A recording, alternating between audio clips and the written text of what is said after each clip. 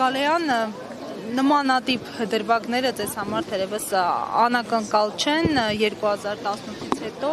դուք նաև ձեր ընտանիքը առնչվել է ոչ իրավաչափ գործողությունների և այդ մասին բարձրաձայնել է, կոնկրետ այս դեպքի առնչությամբ ձեր դիտարկումը որն է և գնահատականը, որպես նաև 44-օրյա պատերազմում զոհված հերոսի մայր, որպես նաև կին, հայ կին, Տիգրան Ուլուբաբյանի հետ կապված ինչ դիտարկումներ ունեք որպես զինծառայող։ Ոստիկանների արարքը գնահատում եմ ամենաթողություն, իսկ այդ ամենաթողությունը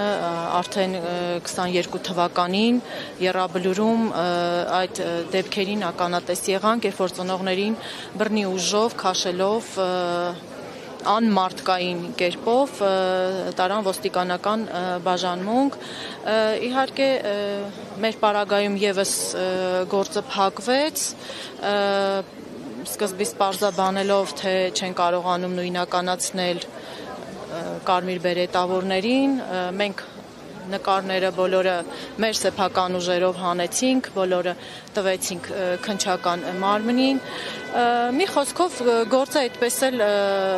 գլուխ չեկավ, այսինքն գործը փակեցին, ոստիկանները արդարացվեցին, ոչ մեկ գործից ազատվեց եւ այդպես ու շարունակականը այդ արարքները ոստիկանների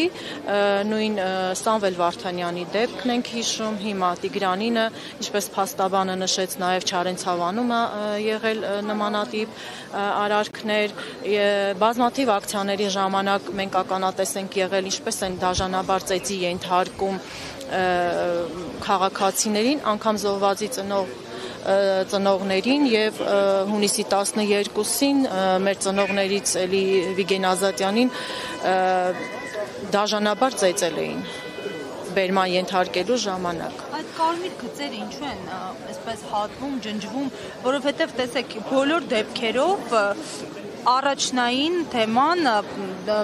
առաջնայինը այն է, որ բոլորը առնչվում են Արցախի հետ, Հայաստանի Հանրապետության հետ, բոլորը ներդրում ունեցող մարդիկ են, մեկը կամավորական, մեկը պատերազմների մասնակից, մեկը զոհված հերոսի ծնող, ինչու են այս կարմիր գծերը ջնջվում, ինչու չեն հաշվի առնվում։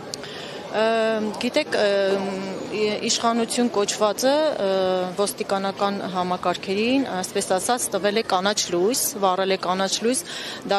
դաժանորեն վարվել այն անձանց նկատմամբ, ովքեր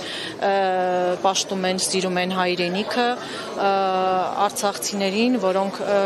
մի խոսքով այն մարդկանց, որոնք այս ամեն ինչի մեղավորը համարում են իշխանությանը։ Հիմնական պատճառը դա է, այսինքն չպետք է